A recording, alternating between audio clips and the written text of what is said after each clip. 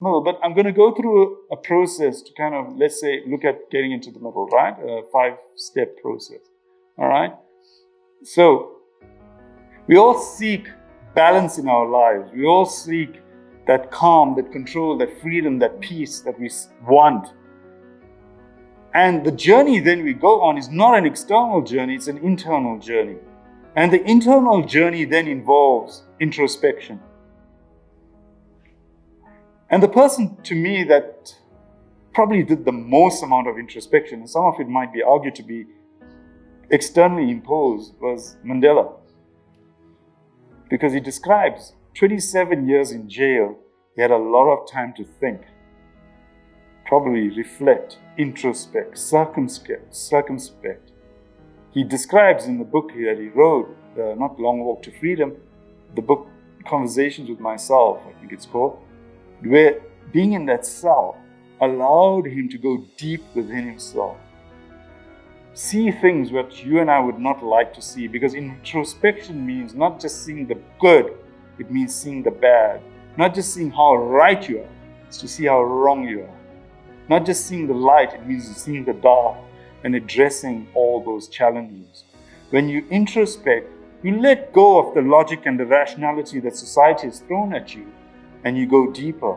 Because as much as logic and rationality may afford you a salary, it doesn't take away the demons that you're dealing with.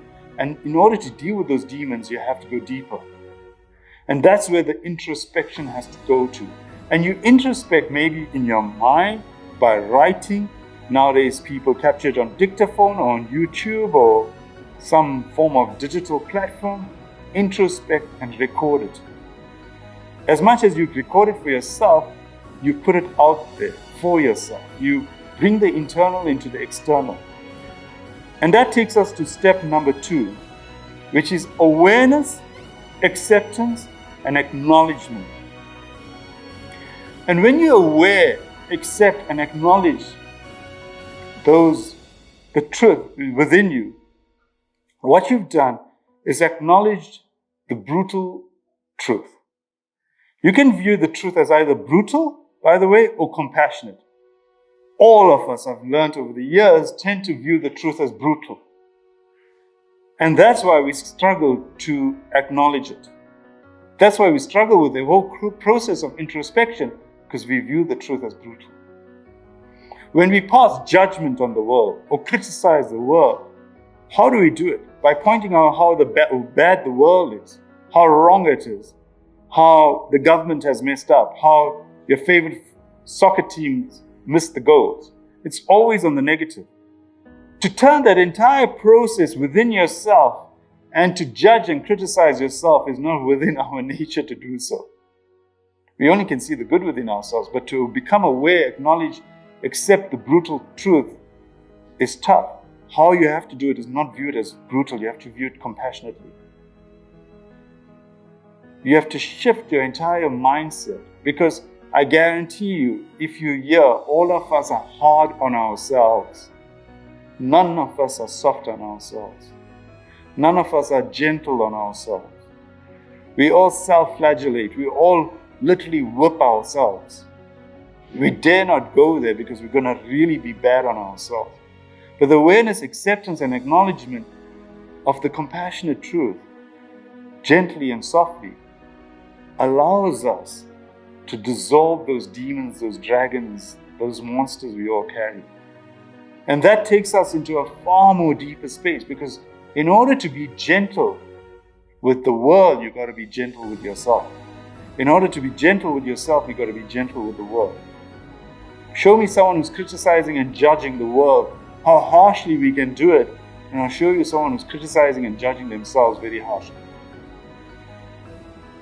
We all become these, the peanut gallery, as we may call it. We don't step into an arena because we are fearful. We don't want to go in because we can tell others how wrong they are. But we dare not tell ourselves how wrong we are, because we're the ones who created our own pain, hardship, and suffering. But we have to push it out there and say the whole world out there has created our pain, hurt, and suffering, rather than seeing ourselves as the persons who advocated it.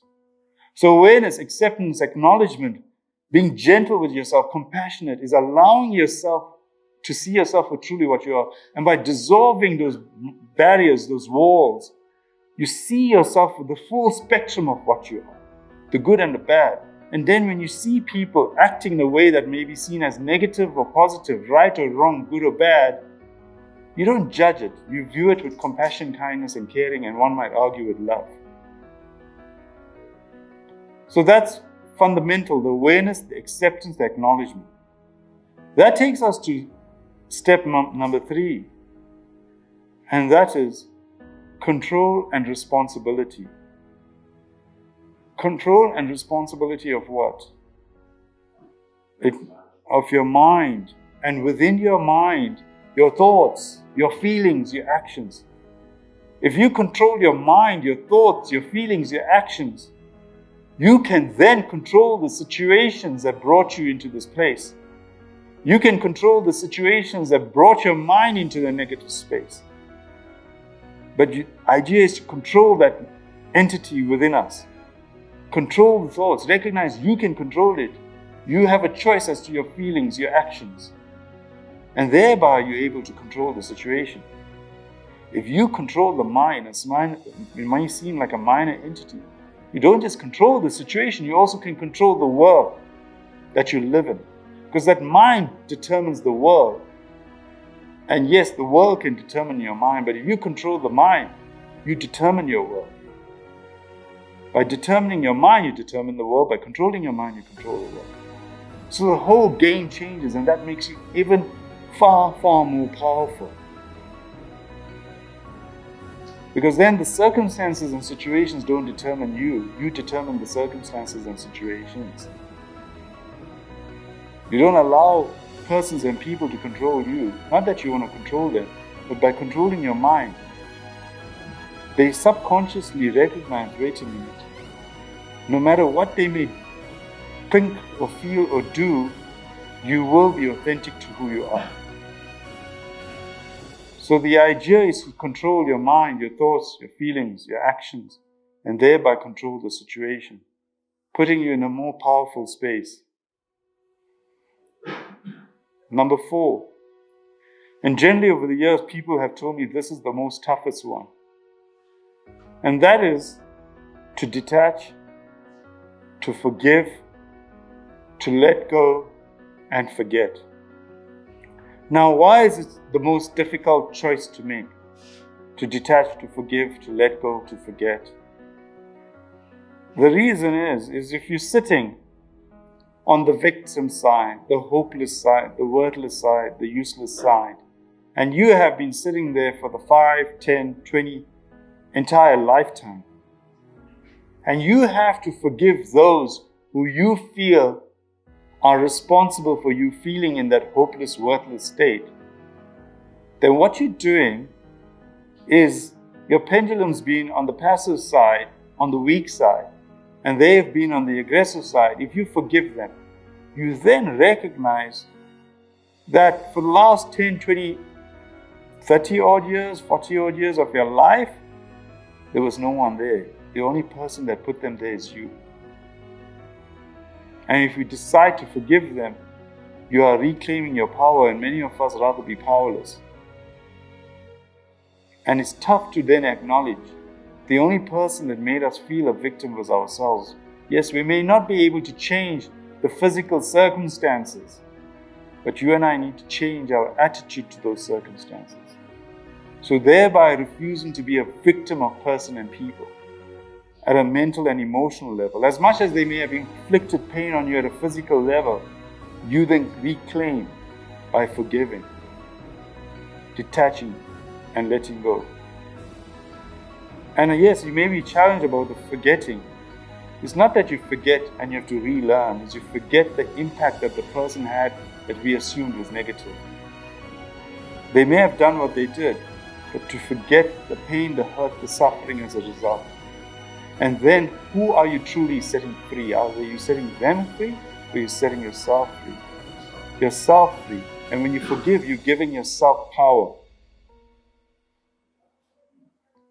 And some of us struggle with taking power. Why? We want to feel overwhelmed by this world at large, we feel like, I am just a stepping stone to something more. Okay? And I'm going to give you a story about detachment, forgive, let go, and forget. And there's an author who kind of wrote about this, Richard Bach, and he describes these crabs in the book Illusions. He describes the crabs at the bottom of a river, and I've changed the story a bit to kind of suit what we're discussing. He discusses these crabs at the bottom of the river, and they're caught up in the mud, and from time to time they'll see the mud clear and they'll see this light coming through. So the crabs decide, let's climb on top of each other as crabs would and try and get to the light. So they climb on top of each other, and the crab on the top is the queen crab, and like, hey, I'm the queen of it all, and I'm the nearest to the light, so I'm the coolest. Okay? So as much as it sits there on the top, feeling really cool about itself, as humans do as well, a wise old crab comes along, and you can see this person's been through a bit, and says, wait a minute, the way you're doing things is wrong. You're climbing on top of each other. All you're doing is just showing you're the queen or the king of the bunch of crabs until you get pulled down, right? So why don't you try something different? Why don't you detach, forgive, let go, and forget? So what are you talking about? And no one cares about it. One crab in particular says, hey, maybe there was some truth in what this wise old crab is saying. So they try this, and give it that when you leave this place, you'll try this. You'll detach, forgive, let go. So as much as he's part of this bunch of crabs, this heap of crabs, he lets go of the other crabs. And he kind of is a bit free. What do you think the other crabs will do at that moment when you kind of let go? No, they hold on to you even more. They pull you down. Yes. For that first week, month, year, 2 years, they hold you in place. Because you're a threat, you're leaving, something's up here. And that's when we generally give up. Because, look what the world did to me. They acted, so I got to react, and you hold back onto them again. And that's what we do. And we realize what that old crab was talking about was nonsense. All right? Then human behavior. He punched me first. No, you punched me first. You called me a thug first. No, you were first. You corrupt first. No, you were corrupt first. We probably go back to the cave where someone stole one of the